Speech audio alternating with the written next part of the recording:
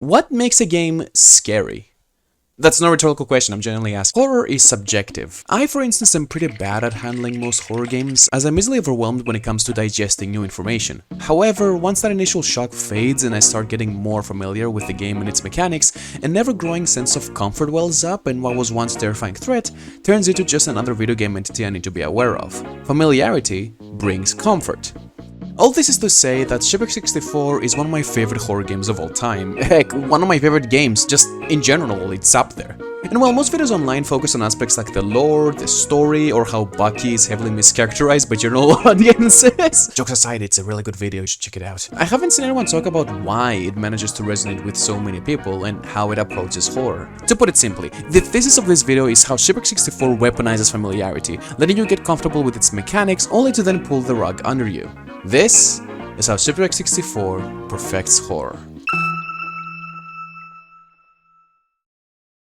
After the initial startup sequence, you're given a choice between two different versions of the game, 2023 and the original 1997 release. On your first playthrough, you'll only be able to select the former, a recent recreation of what the game was supposed to be based on the original design documents. There's a whole commercial and everything, it's pretty cool.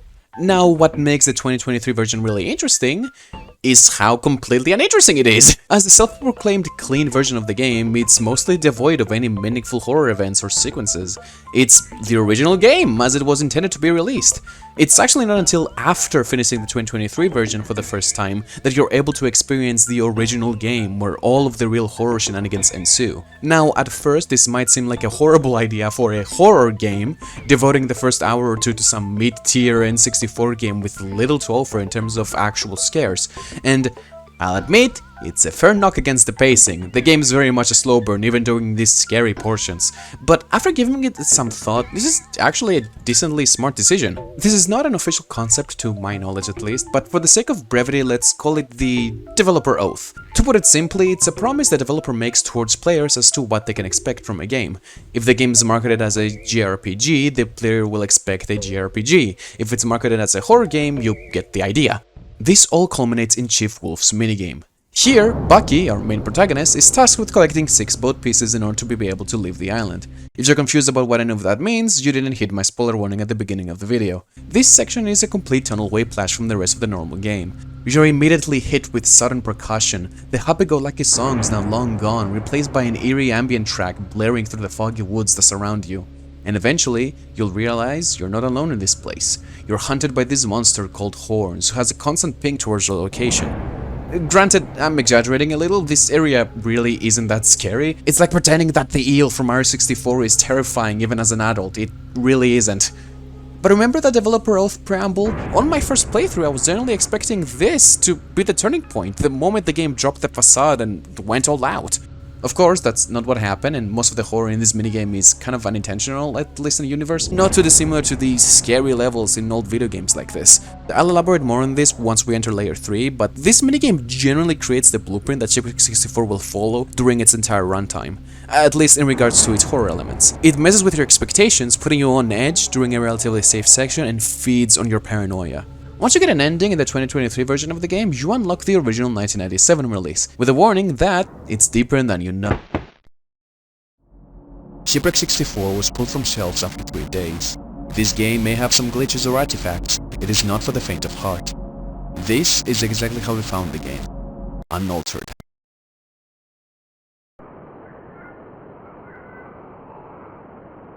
What an introduction! This perfectly sets the tone for the rest of the game. At first glance, the 1997 version is exactly the same. In fact, you can very easily finish it like normal and, Right, I figured. Funnily enough, this only triggers if you get the base game's normal ending. Any other will display the credits like normal. I'm not sure if this is an oversight or intentional, but it's noteworthy and I'm not really fond of it. So if you haven't figured out by now, things are different, and this goes back to my argument for the 2023 version and why I think it's smart. By the time the player hops into the original release, they're already somewhat familiar with how the game is supposed to act, and if they keep a keen eye, they'll find things that are just wrong. Keypads that weren't there before, locked doors and signs with garbled text, entirely new and hidden pieces of level design that shouldn't exist. All these minor differences help create a sense of unease. Something is wrong, and slowly you might start second-guessing yourself. Was that mirror always there? No, but the fact that something this inconsequential has changed, it leaves room for doubt to build up in the player's mind. It takes something familiar and twists it around. The only true way to progress is to not follow instructions, as the ever so helpful credits text said, aka to intentionally fail each minigame. So, let's do exactly that! Watch it!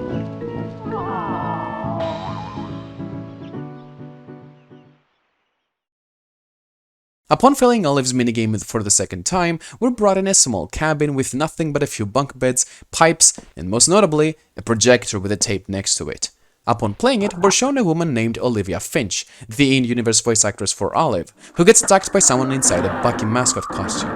The recording turns off, but soon the tape repeats, only for it to start glitching out and... Did you see it? This right here is one of my favorite scares in the entire game. Using the 4:3 aspect ratio as a f***ing game mechanic is so clever. And this isn't a one and done ordeal, as we'll see in layer 3. Since the very beginning, these black bars have been on the side of the screen, and you have no reason to assume that anything will be up with them. You just think they're for the retro aesthetics. What appears to be nothing more but empty space turns into a ticking time bomb. The player is now aware the game can pull stunts like this, and hell if they know when or if it will happen again. It's such a good way to keep the player in a constant state of unease. The game borders aren't safe. Remember the developer oath? Might as well call it the Chekhov's oath or whatever with how many times I've brought it up, but it bears repeating. Rules are made to be broken. And that's a statement Shipwrecked 64 rides or dies by. Not only that, but this here is also a blink and you'll miss it moment. The length of the animation is just right so that it's long enough to be noticeable, but short enough to barely be caught on a first playthrough. You'll have to take my word for this one, but a while back a friend of mine streamed the game on Discord and he was genuinely double guessing himself. The scene doesn't linger on this at all. He swore he saw something, but he wasn't sure what, and the idea that the game can break its own rules like this put him on edge for the rest of the playthrough. The most popular of these fail events, however, is Giovanni's cooking minigame. Bird that I hate. Here, we're tasked with turning off these ovens once they start to overheat. Failure to do so will emulate my attempt on making spaghetti when I was 7 years old. The second time you lose, the game's audio builds up and then everything hard cuts to a black screen. Already, this is different, as other minigames slowly fade out once they're over. Our suspicions are validated once we return to the hub world. Giovanni doesn't have any dialogue for failing the minigame. In fact, you cannot interact with him at all. Moving to the main room of the area, you can notice something weird playing from the projector, and before you have any time to understand what this means,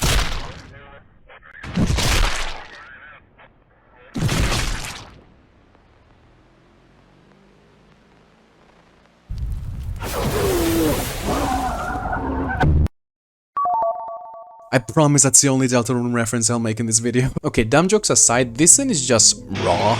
It's so startling and unexpected. Yes, you can encounter different pieces of footage like this way earlier in the game, but most, if not all of them, are slow and methodical. They're unnerving, for lack of a better term. This one, however, is loud and sudden, as if there's a particular sense of hatred pointed towards a specific victim, Gary Wilson, the in-universe voice actor for Giovanni. And this observation isn't without merit, as the broadside bitch ARG Shipwrecked 64 is connected to reveals that Bucky and Giovanni are pseudo-rivals. Hell, in the game itself we can see how much of an asshole Giovanni acts towards Bucky. Granted, it's because he apparently cares about the beaver and wants him to stand up for himself. I really care about you. I don't want to see you go down the path that may never do. I want you to be the best you possibly can. That's why I'm so hard on you all the time. I hope you know that. A tough love relationship, if you will. Reminds me a lot of Flynn from Macko. Will anyone get that reference? For my sake, I hope not. Also, one thing I noticed while writing this script, Gary screams in pain when he's dunked into the frying pan. This implies that after all of this, he was still alive throughout the entire ordeal. Yikes. Now, why and how something like this got recorded on tape, I have no idea. In universe, it's pretty dubious, but I don't care, I absolutely love this scene.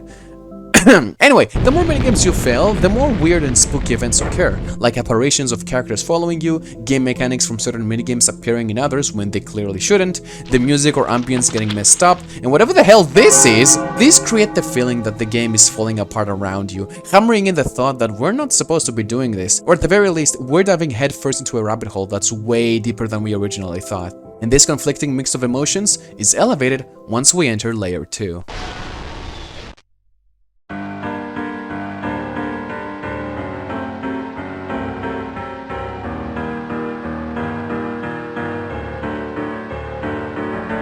Layer 2 features an interesting vibe, but it has very little to offer in terms of actual scares. It is separated into 3 levels. It's accessible upon correctly failing their respective characters' minigames, and it's where the game presents its main puzzles. It's solvable with a specific cipher.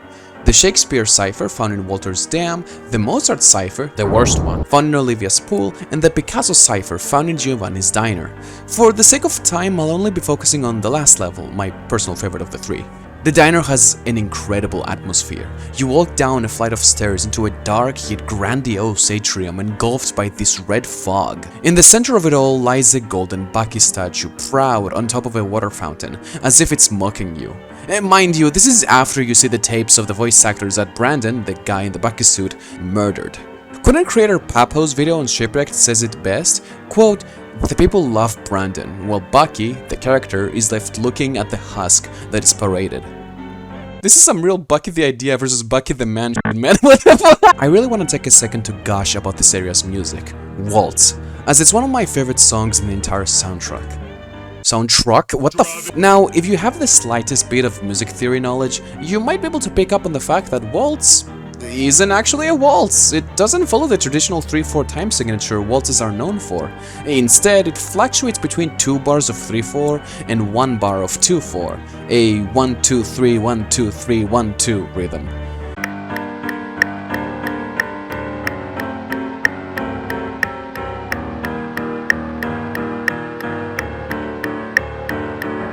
It tries to keep a steady pace of 3/4, but it almost trips on itself, missing the final beat. It elevates the overall mood that we're not supposed to be here, that this is way bigger than we thought. It feels as elegant as it does unsteady, as if the music itself is failing to maintain this facade of being a waltz, when it clearly isn't, just like Brandon presents himself as Bucky when that's far from the case.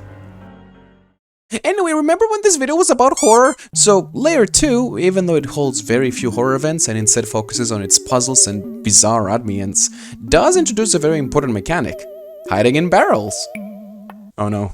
So, you all know the meme of when a horror game tells you to press shift to run? A bad omen that you're probably getting chased by a monster very soon? You find lockers you can hide inside of? You'll probably get to see their application soon enough. Now, I want you to put a pin on this for later because I'm gonna blow your fucking mind in like a few minutes from now. Okay, well technically not, because this video is meant for people who are already familiar with this game, but whatever, just let me do this bit, okay? Please, thank you! After finishing any of the 3 levels in Layer 2, we're brought to a small hub area of some sorts. We see hallways with pictures of the other characters as a hint to unlocking the rest of Layer 2, but for now, we're allowed to proceed. After another puzzle and some world building, we descend down into...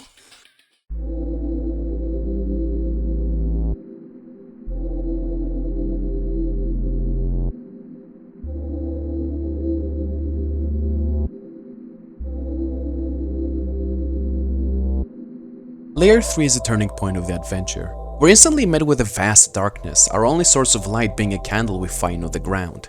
It goes without saying, but the ambience here is top-notch. It feels like you've reached the deepest layer of this mess, when in reality, you're only like halfway there. In order to proceed into the second half of this layer, the Plaza, you'll have to go through at least 2 or 3 levels in this crossroad area. These doors only appear once you've completed the respective character's level in the previous layer, thus, if you're missing any, you'll have no other choice but to go back.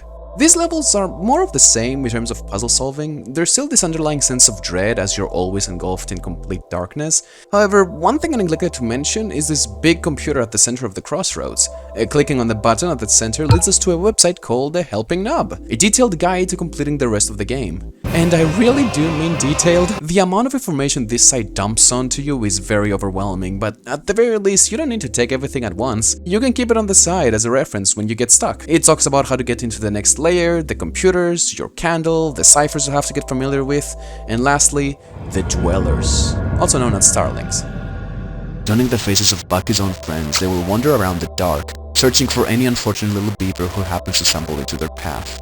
They will stalk around the dark and eventually make their presence known. You cannot rely on your menu to keep you safe. Stay alert. You may not be as safe as you think. Now, from an unbiased perspective, this doesn't really seem like much. But in the moment, when you're already bombarded with so much information and have been fed this feeling of overwhelming dread throughout the entire runtime, and especially when first entering this layer, Yeah, to me this was too much and it really took a lot of willpower to continue onwards. What sells it for me is the way the starlings are presented. We only get small glimpses into what they look like. This artwork, of course, but also a few very missable occurrences. Some of this I didn't even know were a thing until playing the game for this video. I love it when horror media hides the main monster's design, or at the very least only offers quick small glimpses to what they look like before the final reveal. Fear of the unknown and all that. The website only tells you to hide, not how the dwellers work or when they'll appear. It makes you aware of their existence without giving you much info to prepare. Content creator Noodle Girl presented an analogy in their B3313 video that I think perfectly describes this feeling. Basically, if a bomb suddenly goes off and you die, that'd be pretty bad, obviously. But if you're told that a bomb will go off, but not when, you're suddenly filled with anticipation and fear because you're aware that something bad is going to happen. It's the same case with hiding mechanics introduced all the way back in Layer 2. Since that very moment, these seeds have been planted in your subconscious that something will happen and it's going to force you to hide. So for a lot of the runtime, you're stuck in this constant state of anticipation. It's literally just edging, but as a game mechanic. Why the f did I write that in the script? Suddenly you remember all the scares and rule bends that were pulled in Layer 1, this dwindling sense of safety that no threat has come after you thus far. That too is stripped away from you. The borders aren't safe, the island itself isn't safe, you are not safe. And you wanna know the best part? Up until the second half of Layer 3, you are actually completely safe. Yeah, remember that pin from earlier? At no point during the entirety of Layer 2 and the first half of Layer 3 are you in any real danger. The 2 points of the game where this ticking time bomb starts in your brain that something bad will happen is all for naught.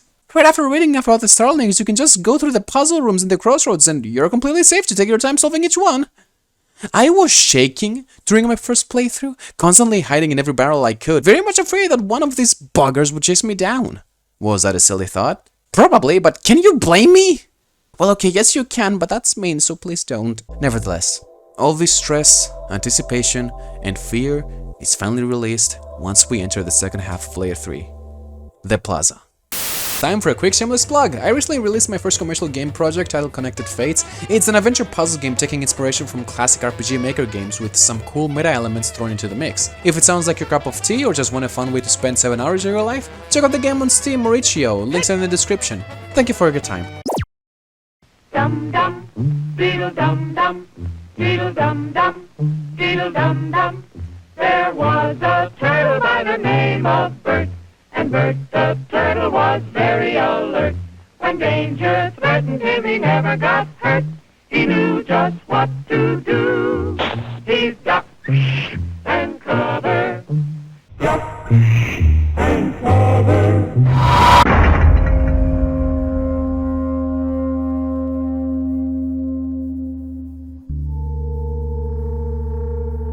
Entering the Plaza for the first time is an experience I will never forget. But that's a story for later. Let's analyze first. The Plaza is interesting as it's a big open area with lots of buildings scattered around. Something I neglected to mention up until this point is that Shipwrecked 64 is a fairly claustrophobic game. The main premise is that you're trapped within an island, for goodness sake. But there's more to it. Most areas, especially in layers 2 and 3, consist of enclosed spaces and hallways. Even the more open areas, like the main hubs of the first and third layer, have very direct paths you're intended to follow. Even when these spaces are more open and devoid of any ceilings, there's still walls surrounding it, or they're at least fairly small. The Plaza, however, is big and dark. Your field of vision is fairly narrow, so it's hard to tell where any threats could be or if they exist in the first place. There's so many buildings and possible paths to take, it feels like no matter where you try to go or hide, you're never truly safe. Apart from the barrels, of course. You're safe in there. It's not like this game has ever lied to you about its gameplay mechanics before, right? A quick side note, but I love how the abundance of paths is something a more experienced player can take advantage of to traverse his map quickly and effortlessly. It adds an extra layer of depth to the overall gameplay, and that's something I can appreciate. Nevertheless, the map being open like this creates the feeling of being exposed, like you're prey being hunted by whatever the hell could be out there. And while you're bumbling about trying to get a grasp on your surroundings... What was that noise? Okay, I'm overplaying it a little bit, but seriously, hearing this random, unfamiliar noise while already being overwhelmed by the task ahead of you is just a recipe for disaster. Lo and behold, that's the sound of the starling spawning in the map. But hell if you know that on the first playthrough. Also, a bit of a meta observation. Oh my god, what the hell is this voice cracking? Also, a bit of a meta Also, a bit of a meta observation, but there's a whole ass loading screen leading to this area instead of the instant teleportation all the other doors in this layer have, implying that whatever it is that lies in the plaza is important or big enough to warrant its own map. But I'll quickly pause here to tell my side of the story. My first exposure to playing through the plaza. In hindsight, it's a little silly, but it's an experience I will never forget. I was already very scared, paranoid, and overwhelmed going into this section. It was nighttime, around 8 or 9 PM, and looking back, I should have taken a small break. Nevertheless, I persisted. Stepping into the plaza, I was already on edge. The big open space and the seemingly infinite amount of buildings around me gave me a brief sense of choice paralysis. I ended up just fumbling about, brute forcing my best to make any sort of progress. Eventually, I heard that noise. Luckily, I found this path that leads to a small cave area and hopped into a barrel. I was scared, but I felt safe. And then, after waiting for a bit, too afraid to leave, I heard a rising wind sound, and from the side of the screen, something fitted in. In a split second, I thought this was somehow to prevent me from hiding too long, so I jumped out of the barrel, and then...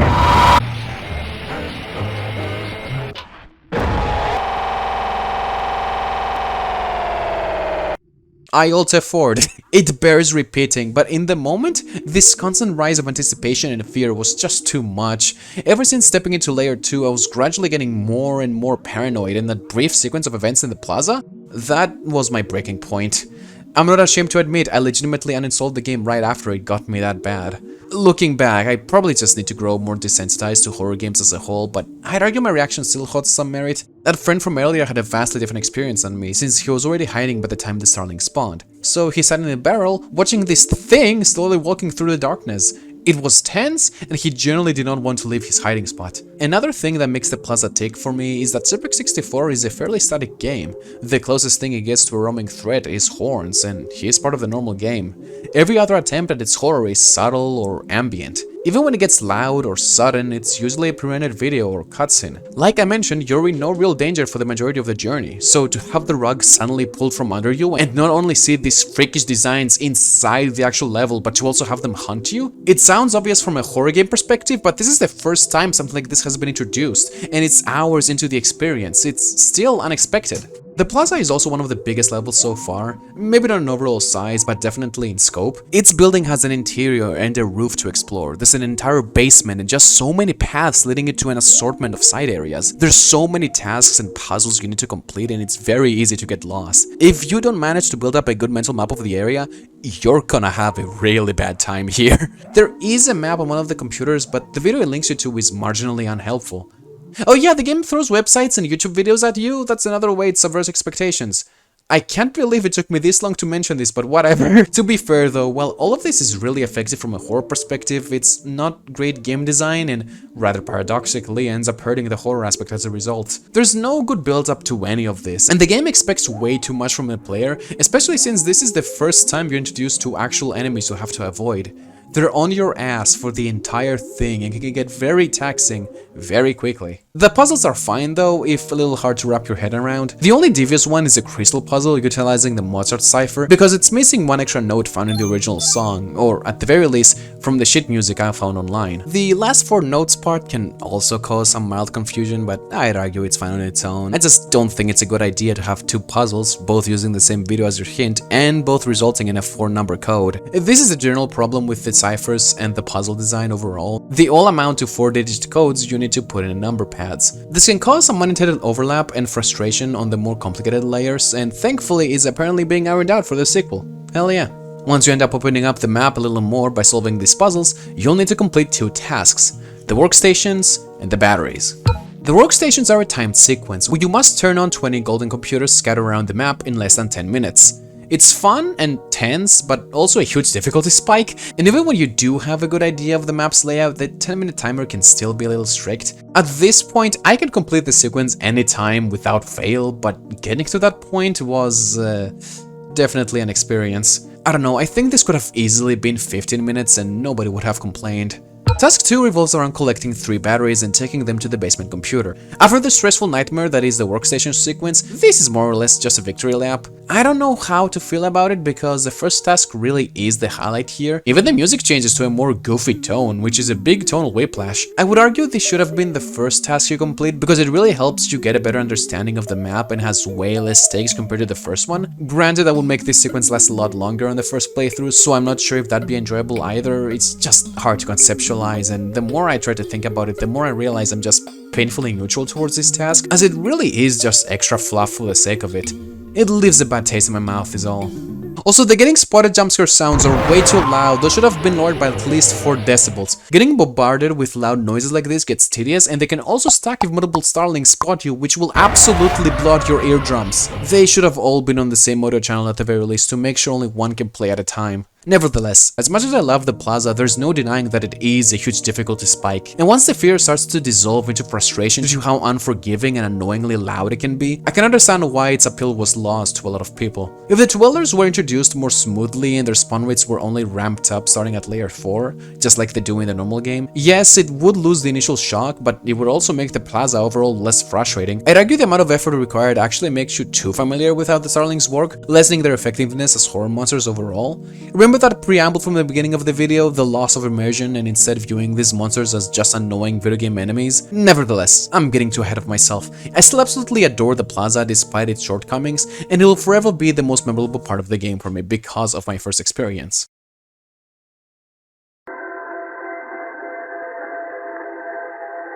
Layer 4 has the funniest solution to a puzzle I've ever seen, and I'm not gonna be spoiling it here because I think that's funnier. If you know, you know.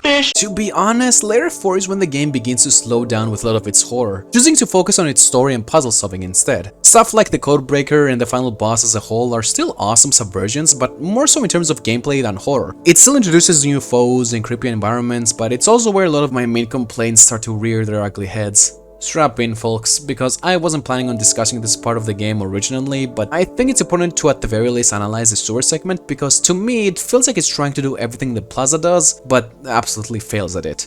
Despite the cool puzzle solving with the Codebreaker, it's my least favorite part of the game and it's not even close. So I want to talk about it because I believe analyzing the moments where the game fails at capturing horror are just as important as when it does so brilliantly, because it's a good point of reference and only serves to exacerbate the points I've already made in this video. So let's get to it.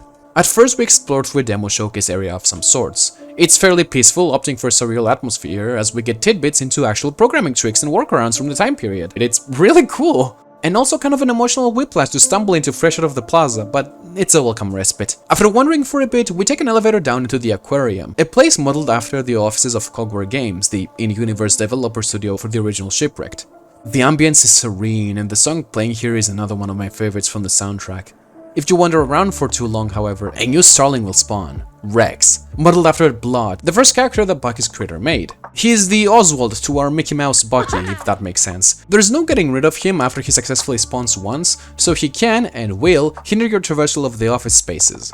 It's a cool area overall, but there's actually nothing we can do here for now, so down another level we go, into the sewers.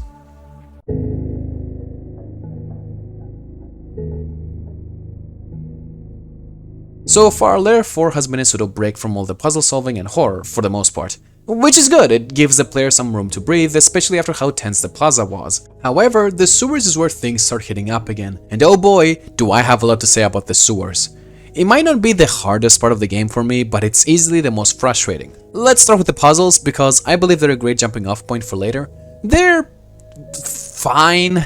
The actual puzzle solving is fun, but most of the difficulty derives from discerning the hints themselves. Take the main button puzzle for example. Throughout the sewers, there are 3 invisible buttons you must press in order to unlock a gate.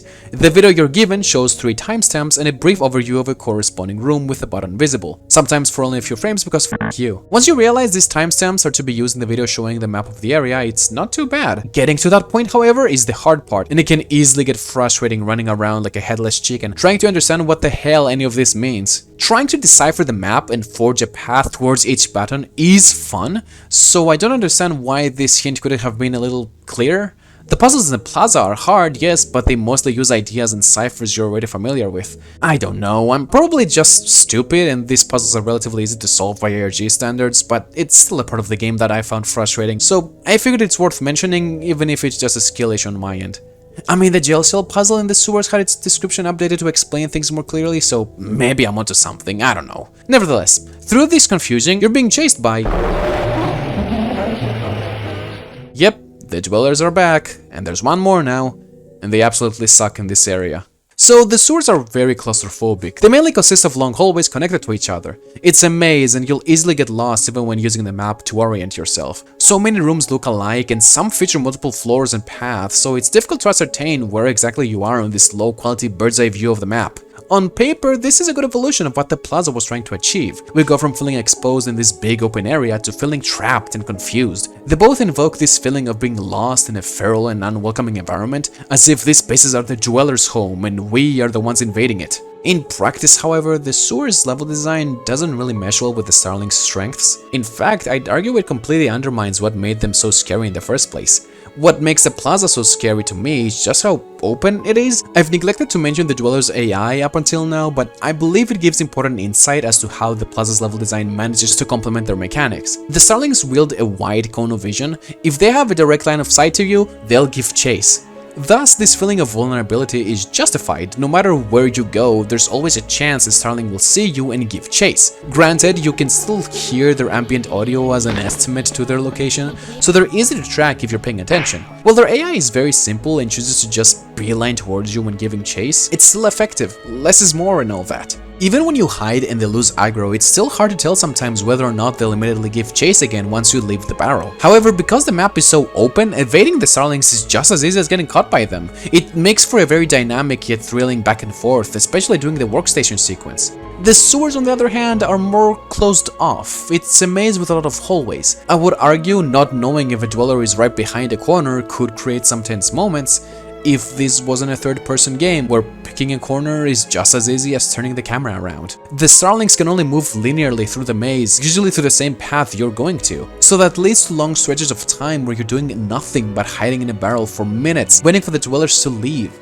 There's no easy way to maneuver around, neither for you or the enemies, which completely removes the dynamic aspect of their chases. They grow from being scary to just plain annoying. That same friend from earlier got stuck in this dead-end room for nearly 15 minutes just because Olivia and Gary just wouldn't leave him alone. It's stupid and it completely broke his immersion as he amounted to just yelling at them.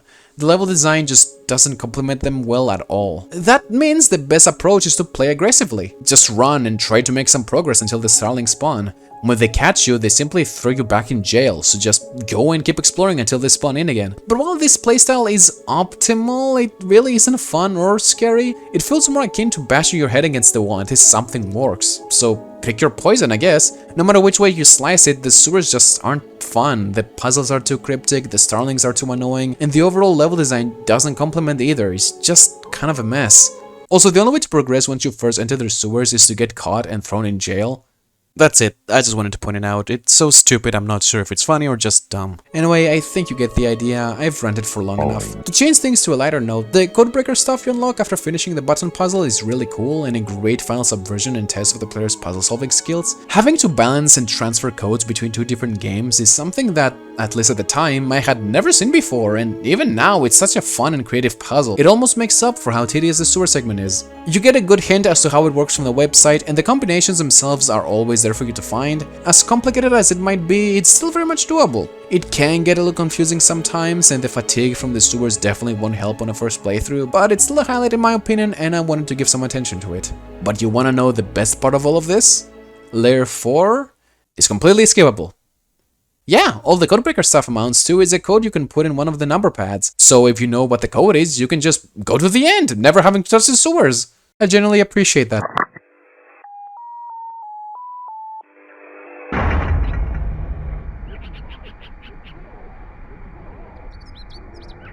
Finally, we make our way to the final layer. and I have very little to talk about. The final boss sequence is really tense, and it's a good example of what the sewers should have been in terms of level design. The map is more open, and while the starlings can still get stuck patrolling around your barrel sometimes, it's not nearly as bad as in Layer 4. It's a fun game of Slenderman collecting these husks, as you have to go around a dark, crimson version of the very first hub world you visited. I love when games do that trope of revisiting a twisted version of an older area, but really, most of this layer is focused on the story, and like duh, it's the ending of the game, of course that'll be its main focus. Its ending cutscene is like the most memorable part of the whole experience. But like I said before, I do not wish to touch on the lore in this video. Plenty others have already done so way better than I could, and this video is also long enough as it is, so rather abruptly, I think it's high time we reach a conclusion. Also, one cool random thing I want to point out is that each Starling's cut animation data meshes into the way they died. Olivia is the lake, Gary is the stove, etc. It's really cool. Nevertheless, I feel like I completely lost the point of the video halfway through. Shipwrecked 64 constantly creates rules only for it to bend or break them completely. It weaponizes the player's familiarity with game mechanics or limitations and consistently throws a wrench in the machine to utterly disorient and scare them. It's a slow burn for sure, but that only adds to the ever-growing sense of anticipation. That is its approach to horror, to consistently remove every safety net you might be able to build for yourself, leading to a consistently tense experience. At least, to me. Truth be told, Shipwrecked 64 isn't perfect, like, at all, and it's also not for everyone, but that hasn't stopped me from absolutely loving it for the past year or so. It has so many little details that I still discover even nowadays, like the fact that the channels uploading the videos are from the ex-developers who helped create the in-universe re-release of Shipwrecked. Hell, you even see one of their signatures on the main menu. So even though this video turned into a bit of a yap session about game design, I hope you enjoyed it all the same. I can talk about this game for hours, and there's still so much that I haven't talked about, like the story, the puzzles, most of layers 2 and 5, and a whole bunch of random details I enjoy, but like I said, this video is long enough as it is, and I feel like I made my point clear. At least, for now. If you do, let me know in the comments if you'd like to see me revisit this game in the future for a much deeper dive. This video is only the tip of the iceberg, and I'd love to delve into way too much detail about everything this game has to offer. I'm also really looking forward to Hotel Investigation 09, the official sequel, and Terminus, a very promising fan game with a great demo that launched recently. I'm definitely covering this on the channel when they come out, so feel free to look forward to those. Otherwise, I'm planning on posting more videos like this where I just yap about a game I like, so stick around if that sounds interesting. Remember to stay hydrated and keep yourself safe. Thanks for listening. So, in conclusion, I really need to play more horror games because holy shit, this is not making me the popular one in parties.